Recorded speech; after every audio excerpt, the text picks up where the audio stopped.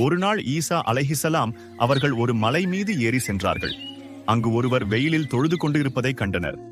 அவர் தொழுததும் அவரிடம் சென்று, தாங்கள் வெயிலையும் மழையையும் விட்டு தங்களை பாதுகாத்துக் கொள்ள ஒரு வீட்டை அமைத்துக் கொள்ளக்கூடாதா என்று கேட்டனர்.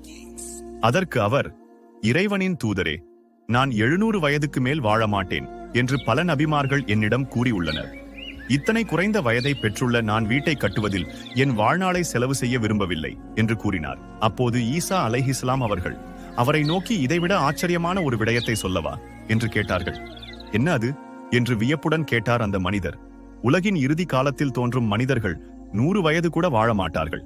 ஆனால் அவர்களோ 1000 வருடங்கள் வாழ்வது போல் எண்ணிக்கொண்டு மாட மாளிகைகளையும் கூட கோபுரங்களையும் கட்டுவதில் தமது வாழ்நாளை செலவு செய்வார்கள் என்றனர் ஈசா அலைஹிஸ்ஸலாம். அப்போது அந்த மனிதர், அச்சமயம் நான் உயிரோடு இருந்தால் நான் என் வாழ்நாளை ஒரே சஜ்தாவில் கழித்து விடுவேன் என்று கூறினார். இக்கதையின் மூலமாக நாம் இவ்வுலகில் சேர்த்து வைக்கும் எந்த செல்வமும் நம்முடன் இறுதி வரை வருவதில்லை என்று அறிய முடிகிறது. அந்த காலகட்டத்தில் நம்மை விட அந்த மனிதர்களுக்கு ஆயுட்காலம் அதிகம். ஆனால் நம்முடைய ஆயுட்காலம் என்பது மிக சொற்பமே.